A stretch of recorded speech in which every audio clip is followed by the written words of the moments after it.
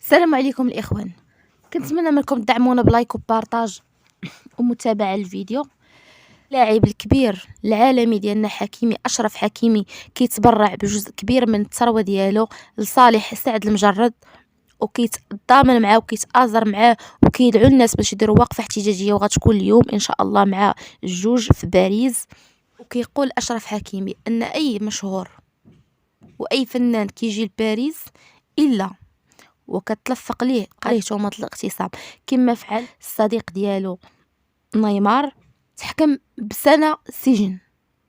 وكيقول بأن هاد المدة ديال 6 سنوات اللي تحكم بها سعد المجرد عقوبة قاسية وصارمة ومتعمدة في الحق ديال سعد المجرد.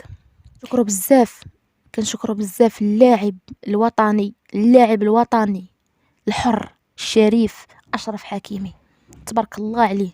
أشرف حكيمي راجل مغربي 100%، راجل حر ولو أنه ما ترعرعش في الدولة المغربية، ولكن مغربي وعنده النفس ديال المغاربة وكيموت على الراية المغربية. ومن شاف ولد بلادو محكور وقف معاه وتضامن معاه وتبرع من جزء من المال ديالو واتصل بالمحامي الخاص ديالو باش يشوف هاد القضية، وقال الناس أنا مع الوقفة الاحتجاجية باش نتعاونوا كلنا مع سعد المجرد، لان بزاف ديال المشاهير كيجوا لباريس كيلصقوا ليهم قضيه اغتصاب. وذكر من بين هاد المشاهير الصديق ديالو نيمار،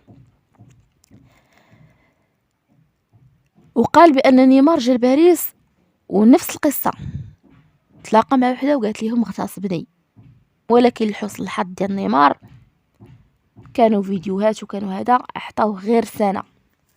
بالنسبه لخونا سعد المجرد مشى بين الرجلين، خونا سعد المجرد مكري عليه، خونا سعد المجرد بغاو يحطموه حيت فنان، حيت عنده الصوت، حيت وصل للعالميه، حيت حيد الاضواء من بعد الفنانين والمشاهير تكرات عليه. انا كنقولها السيد مكري عليه، نقولها وكنعاودها، سعد المجرد كراو عليه باش يحطموه حيت خدا الاضواء، حيت اي فيديو كيحطو واي حاجه كيديرها كيوصل للتريند، كيوصل للملايين. سعد المجرد خدا الاضواء، بغاو يحيدوه من الساحه، ناضو كراو عليه مول المسيره الفنيه ديالو. 13 عام هو قاسي من جراء من جراء هاد الحادث. 13 عام هو كيقاسي، 13 عام هو كيقاسي الامرين، العذاب النفسي اللي عايش فيه. وما نساوش انه تحكم سنه سجن وخرج منها مريض بالاكتئاب، والحاله ديالو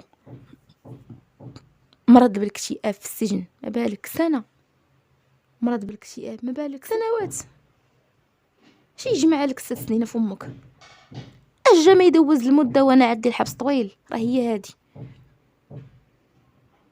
6 سنين يا ولاد الحرام. 6 سنين غصبتو 7 سنين في عمره، ضيعتوه، كليتو ليه رزقو، نزلتو عليه ب6 سنين.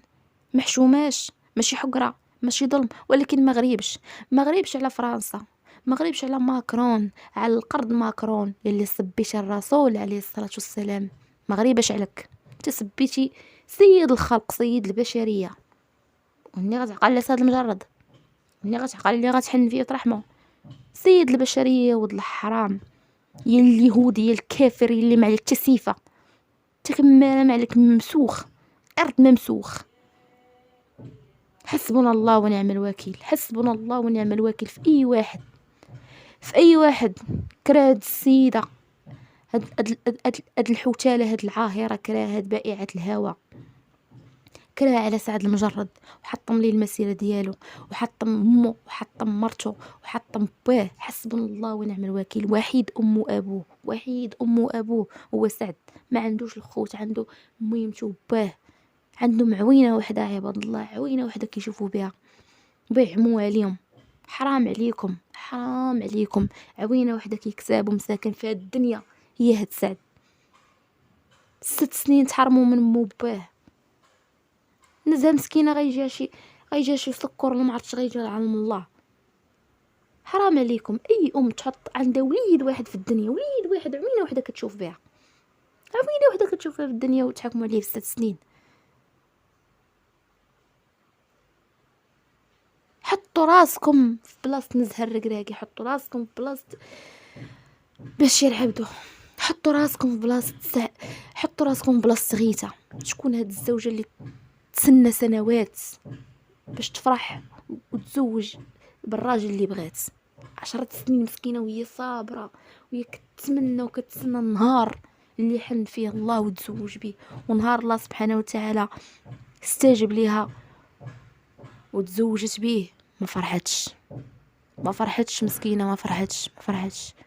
خلاوها المصريين ما لحقتش تتهنى، والله ما لحقت تتهنى هاد السيدة، ما فرحتش مسكينة. وتقول تغصبص في شبابها بسبب من؟